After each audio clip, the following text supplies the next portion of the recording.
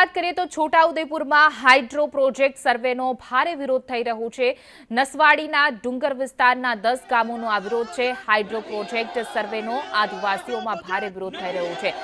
સાંકડી બારીના રસ્તા પર લાકડા મૂકી વિરોધ કરવામાં આવી રહ્યો છે। ગ્રામ સભાની મંજૂરી વગર સર્વે કરવા પહોંચતા વિરોધ થઈ રહ્યો છે। પોલીસ સાથે પહોંચેલા સર્વેસરોનો ભારે વિરોધ કરવામાં આવી રહ્યો છે। ગ્રામજનોમાં રોષ પણ જોવા મળી રહ્યો છે।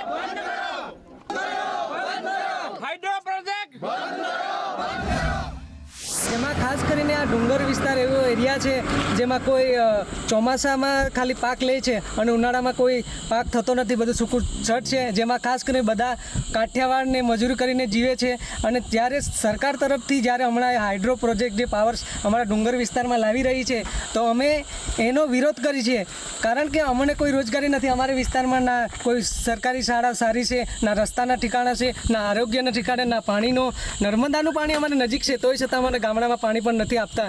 એટલા માટે અમારે ડુંગર વિસ્તારમાં જે પ્રોજેક્ટ છે એનો અમે સખત વિરોધ કરીએ છીએ। જેમાં ખાસ કરીને અમારા પંચાયત અને ગામડાનું પરમિશન લીધા વગર એ લોકો અમારા ગામમાં ઘૂસી જાય છે, તો અમારે એક જ રજૂઆત છે કે આ પ્રોજેક્ટનો વિરોધ કરીએ અને બંધ થવો જ જોઈએ। અમારે બાપ દાદાથી અહીંયા જીવન છે, જીવે છે, જીવવાનું સુખ છે, પણ અહીંયા પછી હમણાં જઈને પછી આવું લાવીને પછી માંગે છે તો આ છોકરા કઈ છે જીવવાની? અમારે જમીન લઈ લેવા કરે છે એના હાટો અમારે વિરોધ છે। આ પ્રોજેક્ટ જોઈતો નહીં, બંધ કરો। છોટાઉદેપુર જિલ્લાના નસવાડી તાલુકાના ડુંગર વિસ્તારના 10 ગામ છે। એ ગામ ખાસ કરીને આ નર્મદા નદી આપણે જે દ્રશ્ય જોઈ રહ્યા છો હાલ, જે આ ગનિયાબારી સાંકડી બારી છે, અહીંયા જે ડુંગર વિસ્તાર છે, ડુંગર વિસ્તારની બાજુમાં જ નર્મદા નદી છે। એટલે સરકારનો એક હાઇડ્રો પ્રોજેક્ટ છે, અંદાજિત 4000 કરોડ રૂપિયાનો હાઇડ્રો પ્રોજેક્ટ છે, જેને લઈને હાલ આદિવાસીઓ સતત 2 દિવસથી વિરોધ કરી રહ્યા છે।